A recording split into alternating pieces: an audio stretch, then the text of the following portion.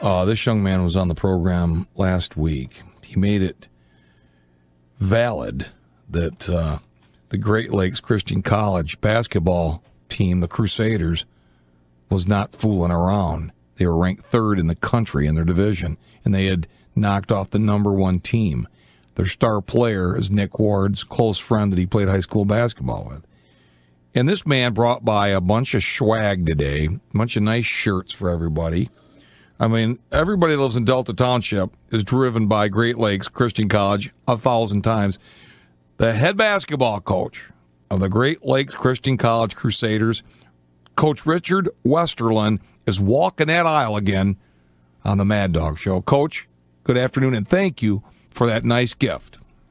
Absolutely. Thank you for having me on again. I appreciate it. Now, I understand that you have a nice story to tell us. Is that true?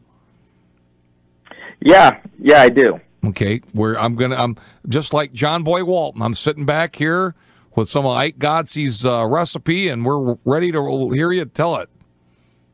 Yeah, so I mean, with Great Lakes Christian College basketball, I mean, to be quite honest, we've always been a loser, you know. And when I got hired here in May, I had a vision.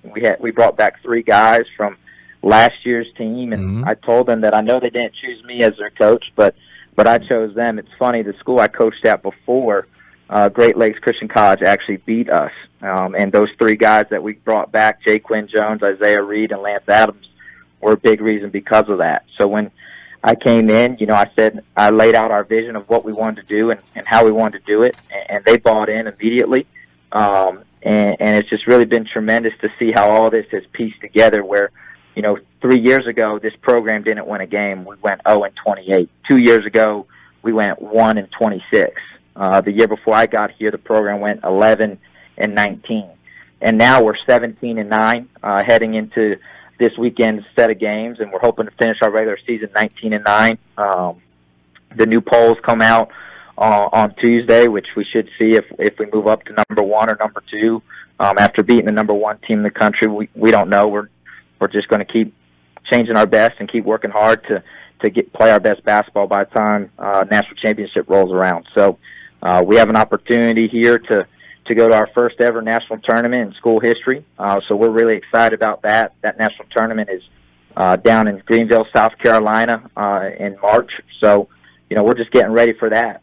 But again, part of that success is because we've emphasized the right things here. You know, our guys are in Elmwood Elementary and Willow Ridge Elementary every week, going into those schools to tutor and read to the students there, giving back to our community.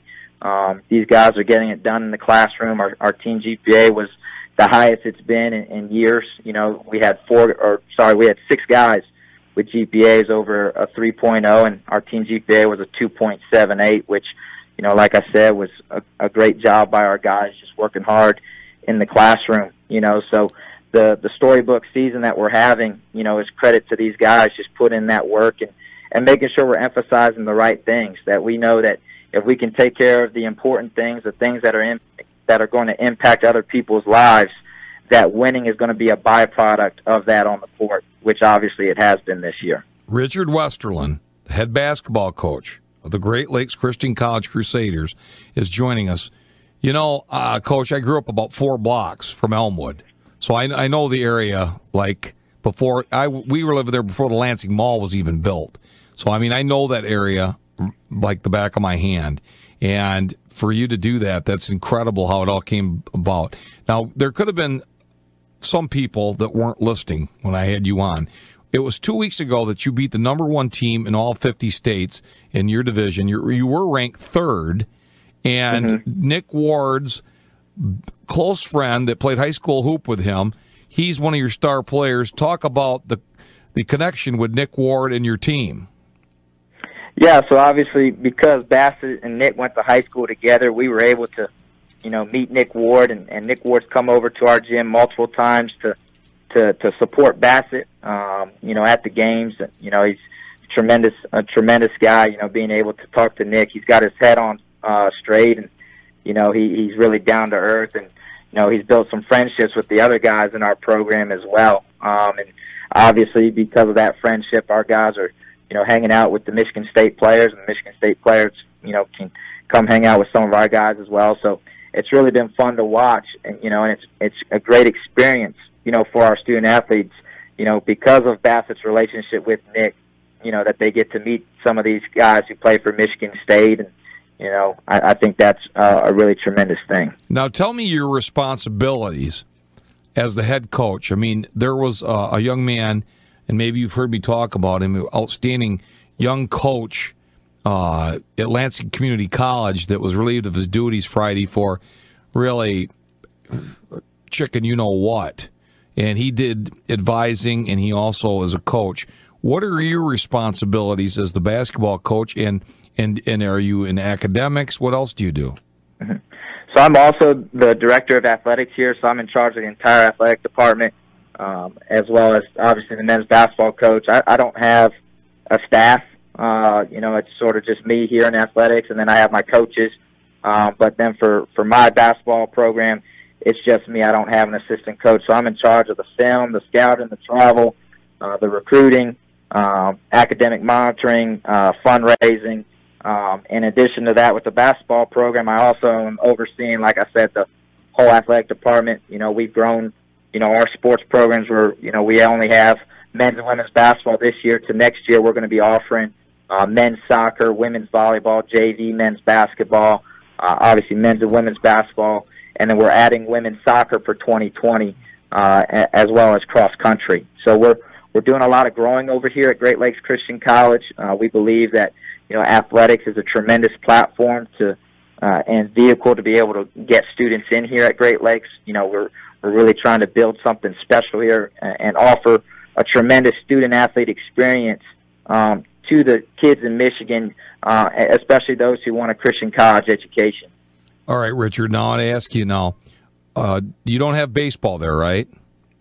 Not currently. Okay. So how long is – I just take it for granted the thousands and thousands and thousands of times I've driven by there. Great Lakes Christian College has been in existence for how long? We've been in existence for, I believe, 75 years. Yeah, in the same slot, right?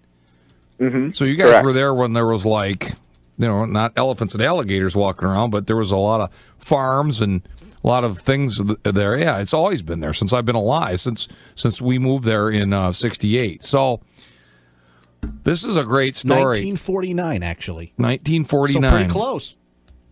Yeah, absolutely. So how did you come to Lansing in the Great Lakes Christian College, and how did this all come about, that you came there and became the athletic director and coach? How did that come about?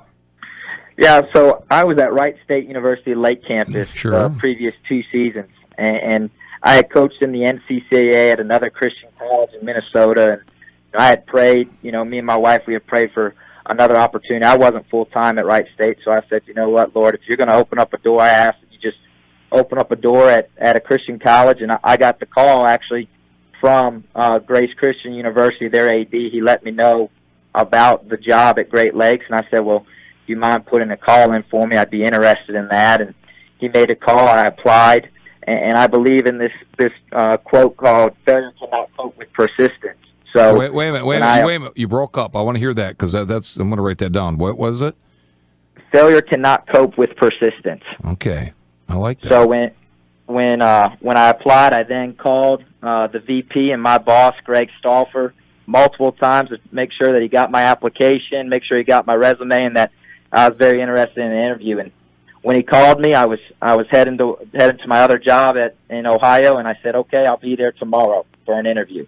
I went up and interviewed, and fortunately, Greg thought that, and the other interview committee members thought I was the right guy for the job. And I told my wife that if Great Lakes offered me the job, that it wasn't even a hesitation. This is where we're going to go, because I just believed in this place. The people here are just tremendous. I don't know if I've ever worked in a better place with better people. So, for this opportunity to open up, it was just a no-brainer. Greg called me about, I'd say, probably 3-4 days after I interviewed and offered me the job. And, I moved up here 3 days after he offered it to me. All right. So now, is your wife, is she a teacher or in athletics there? What does she do? So my wife is a flight attendant. So for us to come to Michigan, it was a great fit because she is works for Delta, so she's based in Detroit. So for her, it wasn't a bad commute. And it just, like I said, it was God really planned all this out for us. You know, we're very blessed to be here.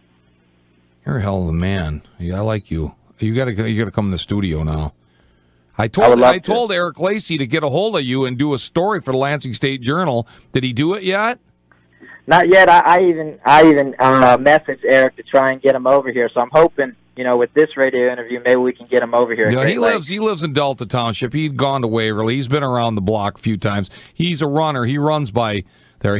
We'll get him over there. He just did a story about Drew Heward. He'll do a story because he's a human interest kind of guy. He'll do the story. And so talk about your competition this week. I mean, you're ranked third. Are you still ranked third in the country? Yeah, we're still ranked third in the country. The new rankings will come out next Tuesday, so we're not too sure where the coaches are going to vote us, but you know, we're just going to keep working hard. Our competition this weekend, we're playing a NAIA team, IU Northwest, who they're actually ranked number 23 in the NAIA. So we've got, you know, a tough competition on Friday, and then Saturday we play another conference team, Moody Bible, who we beat by, I think, 58 earlier in the year. So we're hoping to sharpen some things up on Saturday, and like I said, continue for us to take steps to playing our best basketball. All right, so we had a conversation with a young man that calls the program about Title IX, women's sports, JUCO sports, how a lot of these major universities have dropped sports, or they've picked up sports, or picked up women's sports, or charged the athletes. Okay, so tell the audience, at Great Lakes Christian Bible College, where the Crusaders play athletics, okay, you brought in some nice T-shirts for us, but I mean, who funds your programs? Is it fundraising? Is it gifting? Is it personal donations? And do your players, do they have to pay for their own tennis shoes or shoes? I mean, how does all that work? So the way we have it set up right now is that our players aren't paying for any of their gear. Right now, we're like I said, we're tuition based. There is a lot of fundraising that needs to go into it. You know, I'm always looking for different ways to fundraise or finding different donors to be able to help, you know, add to the student athlete experience. You know, like I said, we want our student athletes to have a big time college experience. Even if we're a small college, we want them to feel like they're big time. You know, so if the big time student athletes aren't paying for their gear, we certainly don't want our guys and our gals to be paying for their gear. We want to make sure that they're eating well on the road. So again, part of it is fundraising and gifts, and then, you know, like I said, the better we recruit as well, the better we fill our roster as tuition-based school. You know, we'll be able to do more things. But like I said, a big chunk of it has to come from fundraising. So we're constantly trying to fundraise, constantly trying to find donors who want to be a part of impacting, our students' lives. All right, so I'm going to give you some places to go to take your team. In Delta Township, my cousin's own Frank's Press Box. Okay, that's a good place. And I'm not saying to go there to party, but have a meal. And Gump's Barbecue. Have you ever heard of it? I have not. Okay, it's off of South Cedar. It's behind the Quick Car Wash. They got great food.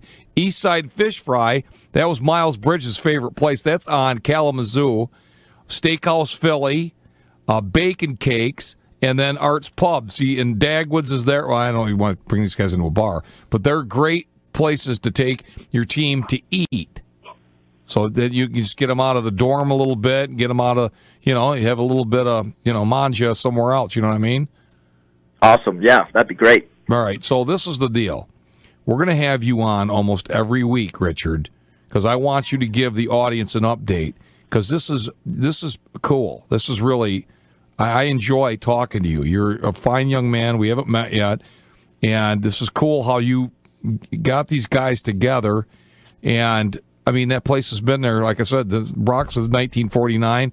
Soccer area is huge. I was driving by it the other day. I'm like, I wonder if I should go in there and look for you.